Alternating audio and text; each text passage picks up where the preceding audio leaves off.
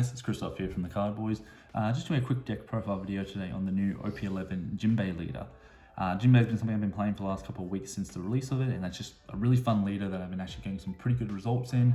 Was actually able to win the 2v2 the other week with him, so yeah, I think he's a really powerful leader and I just want to show off what I'm playing.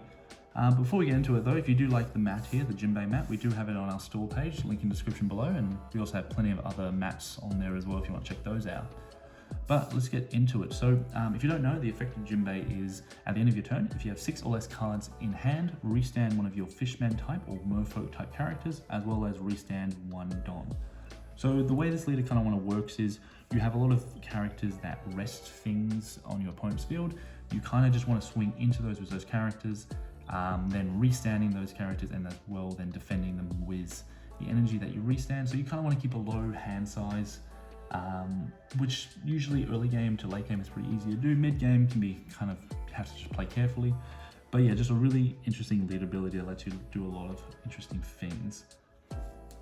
Now, getting into the cards, we're playing 4 of the Kami. This is just our 1-cost searcher. It looks at the top 4 of the deck and allows you to add a Merfolk type or Fishman type card to your hand, except for Kami herself. Only searcher we're playing. Most of the cards in the deck are Fishman, so we're not too worried about missing. Next up, we're playing 4 of the Van der Decken. This is one of the best cards in the deck, and most of the main reason you would play Fishman.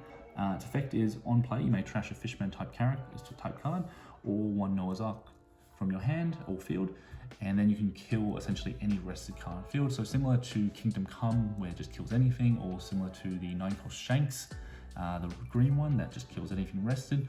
Really great card, especially for such low cost of 2 and just 1 trash. The only downside is you have to have a Fishman card in hand or Noah's Ark. But Jinbe, as I said, basically runs completely on Fishman, so you're never going to probably miss that. And yeah, there's a powerful combo I'm going to show later in the video with some other card we're playing. But yeah, really good card in the deck. Moving on to our mid-range bodies, these are kind of some of our main cards. Playing 4 of the Fisher Tiger, and we're playing 4 of the Jinbe. Now, these cards essentially more or less do the same thing. So Fisher Tiger on play is rest of 6 cost or less, and Jinbe is rest of 5 cost. Fisher Tiger is actually then able to swing on characters on the turns played. Obviously, they have to be rested. Jinbe is activate main, and then it can target a Fishman type character and essentially give it that rush that Fisher Tiger has, allowing it to go into characters. As well, it can actually target itself, so meaning that you essentially what you want to do is play these, rest a character on the field, and then swing into them with it. So as I said, we want to control field as best we can, and then defend using lead ability, restanding the characters and restanding that Don. Moving on to the next cards, we have 3 of the Arlong and then 4 of the Hody Jones. Now Arlong kind of plays into the Jinbe ability here. Arlong's effect is if you have 3 or less life and your opponent has 5 or more rested cards, that does include Don cards as well. This card cost gets reduced by 3, so essentially it goes from a 7 to a 4. Its trigger effect is just a rest of 4 cost, we're not too worried about that. But you're wanting to essentially combo this with the Jinbe, so having the Jinbe on field already, you then play this the next turn and then use its Jinbe's ability to give this that pseudo rush into those rested characters. Very powerful combo. And yeah, very good. You're not really worried too much if you don't get some field, because these 2 are kind of powerful enough as is, and also the Hody Jones, which is probably the best card in the deck. For those who don't know, Hody Jones is a rush character.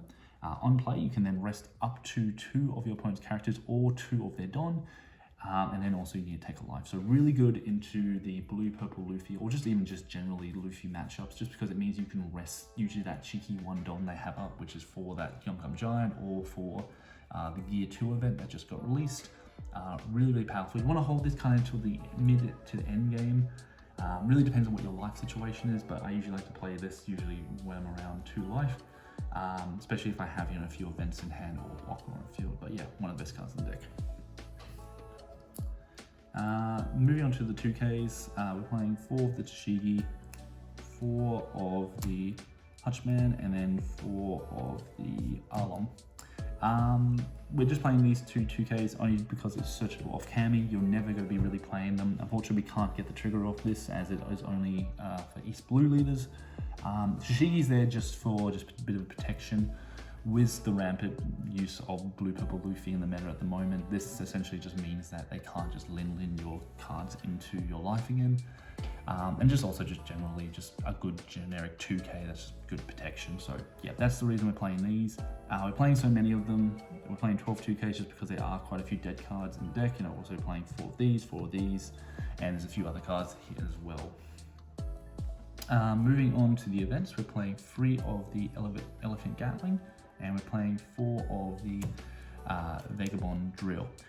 Now with this card here, just to note, it cannot be searchable with Cammy as it's only Fishman Island. She only searches Fishman. That's just because that's Luffy doing the attack, not a Fishman, so that's why. So a bit confusing, but just so you know. This card's effect is activate main. You can rest a Don, then rest another Don to rest a 5 costs or less on your opponent's field.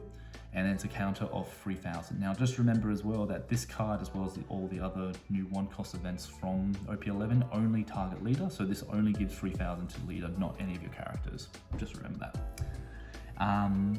But yeah, this card is also very handy if you have the Van Decken, so you can play this for 2, rest at 5 costs, and then play this to kill something. So nice little combo piece there. The Vagabond Drill does essentially the same with this. It goes plus 3k, but does also include your leaders as well. It then also allows you to rest one of your opponent's 3 costs or less on the field. So essentially just gets rid of those cheeky little blockers they have, or maybe if they have, like, say, a Zoroduro or something else on the field, that might be a little bit of a nuisance to you. Its trigger is to rest a 4 cost or less, similar, basically the same as Arlong. But yeah, and now finally going into sort of the tech cards. These are the cards that you probably will be changing based on your build. These are just the ones I personally like. So we're playing 2 of the Blocker Law, 3 of the Beige Blocker, and then we're playing 3 of the new 10-cost Law and Beppo. So this is what I was talking about before with the combo with Van Decken. What you can do is on 7, play this, kill something, play the Law, bounce it back, and then play it again. It's a really devastating combo. I have done it a few times at locals, and it's just very fun. As well, you can also just bounce back your 1-cost Cammy and play her again to get some more searches. So yeah, I think it's a very valuable block, and I may potentially bump it up, but as of right now, I think 2 is fine, just because we are playing a lot of deck cards. Beige Blocker. Beige is just simply there as a chump blocker. You know, it's 1 cost, pretty easy to get a hand. Also, it can help play into your leader ability, just if you need to get cards out of your hand to restand something or get that energy back to use one of your events. Really easy to get out. And then we're playing the new Law and Beppo. This is from the new starter deck for Bonnie. If you don't know, the effect is on play, you can rest up to one of your opponent's characters, and that character cannot become active during their next turn. As well, if your opponent then has 2 or more rested characters, your leader then gains plus 2k until the end of their turn. So essentially turning Jinbe into a 7k. These cards I think you can play out however you want. I have been practicing with different high-end, so some builds have been using Zoro. I just didn't particularly like him. I just felt like paying 9 to do nothing for a turn is a bit rough, especially if they have removal. Doflamingo, 10 costs is not a bad choice either, just because it means you can at the very least rest leader. And the only other option you could do is the 9-cost Shanks, which I am going to be trying out, just because essentially you can just play with the Van Decken to just kill everything on field. But yeah, guys, this is the deck profile. Nothing much I'll really change at the moment. I was able to go win the 2v2 that we had our locals the other week with this, doing pretty well overall. So yeah, not too much to change. The only thing I might try is switching out the Law and Beppo for a 9-cost Shanks and potentially upping the Law, maybe making this down to 2 and making that 3. But yeah, no, that's the deck profile, guys. Hope you guys enjoyed. If you have any thoughts or feedback, please let me know in the comments below. But yeah, we'll check you guys out next time. See you soon.